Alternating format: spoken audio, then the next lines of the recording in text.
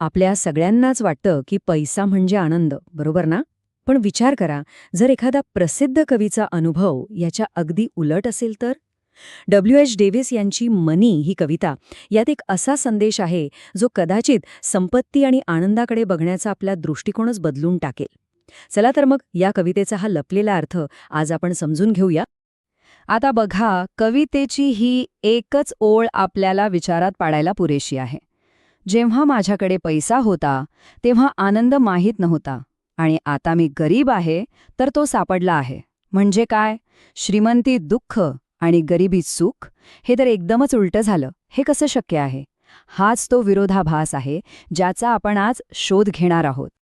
तर सगळ्यात पहिला मुद्दा येतो तो म्हणजे पैशाचा विरोधाभास.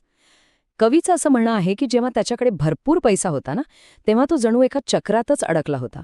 आणखी पैसा मिळवण्याच्या मागे तो इतका धावत होता की आनंदाची साधी भावना काय असते हे अनुभवायला त्याला वेळच मिळाला नाही. सगळा वेळ, सगळी शक्ती फक्त पैसा कमवण्यातच जात होती. आता पुढचा भाग बघूया, श्रीमंतींचे खोटे जग. चला, या विरोधाभासाच्या पहिल्या भागाकडे जरा जवळून पाहूया. श्रीमंतीने कवीला दुःख का दिलं असेल? याचं उत्तर खरं तर त्या लोकांमध्ये दडलेलं आहे जे त्याच्या संपत्तीमुळे त्याच्याकडे आकर्षित झाले होते. आणि इथेच कवीला एक कटुसत्य समजलं. तो जेव्हा श्रीमंत होता तेव्हा त्याच्याभोवती मित्रांची अक्षरशः गर्दी असायची.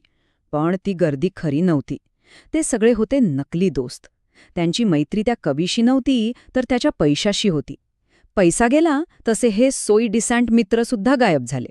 पण यानंतर जे काही मोजके मित्र उरले ना, ते मात्र खरे होते, निष्ठावंत होते. आणि यामुळे झालं असं की कवी एका विचित्र मानसिक संघर्षात अडकला. त्याला सतत एक भीती वाटायला लागली. आपल्या संपत्तीला ह्या खोट्या जगापासून, या नकली मित्रांपासून लपवून ठेवावं लागेल असं त्याला वाटू लागलं. कल्पना करा, आपल्याकडे अमाप पैसा आहे, पण तो आपण कोणाला दाखवूही शकत नाही. किती विचित्र अवस्था आहे ही. कवी आपली ही विचित्र परिस्थिती एका खूप सुंदर रूपकातून स्पष्ट करतो. तो स्वतःची तुलना अशा एका मुलाशी करतो ज्याच्या हातात तुतारी तर आहे, पण घरात कोणीतरी वारल्यामुळे तो ती वाजवू शकत नाही. कवीची अवस्था अगदी तशीच होती. त्याच्याकडे पैसा नावाची तुतारी होती, पण ते नकली मित्र परत येतील या भीतीने तो ती वाजवू शकत नव्हता. बरं, आता या कथेची दुसरी बाजू पाहूया, गरिबीतला खरा आनंद. कवीने जेव्हा गरिबांच्या आयुष्याचं निरीक्षण केलं तेव्हा त्याला एक आश्चर्यकारक गोष्ट लक्षात आली. खरा आनंद तर तिथेच लपलेला होता. कवीला गरिबांमध्ये एक महत्त्वाचं वैशिष्ट्य दिसलं.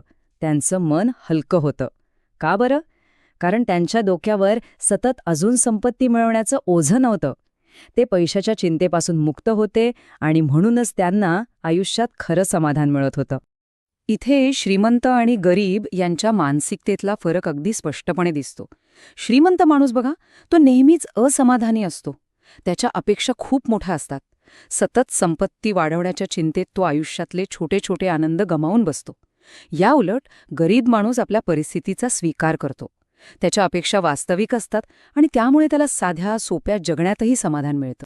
चला, आता आपण या कवितेच्या सर्वात शक्तिशाली आणि खरं सांगायचं तर आश्चर्यकारक शिकवणीकडे वळूया. ही एक अशी शिकवण आहे जी आपल्या पारंपरिक विचारांना पूर्णपणे धक्का देऊ शकते.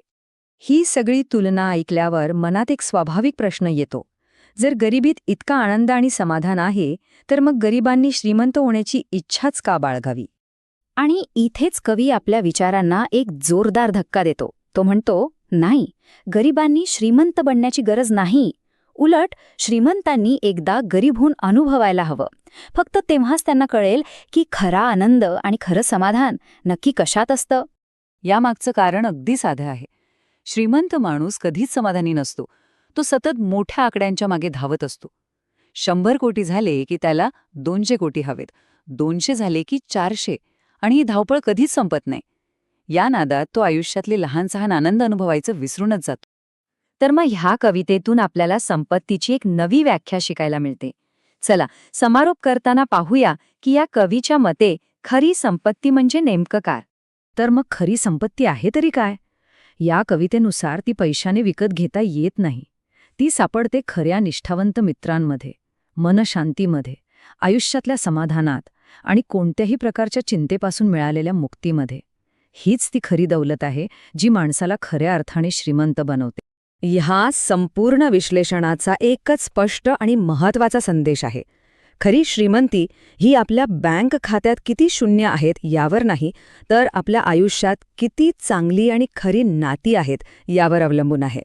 आणि जाता जाता एक विचार करायला लावणारा प्रश्न. जर खरी संपत्ती पैसा नाही, तर मग प्रत्येकासाठी ती नक्की काय असू शकते यावर नक्की विचार करा.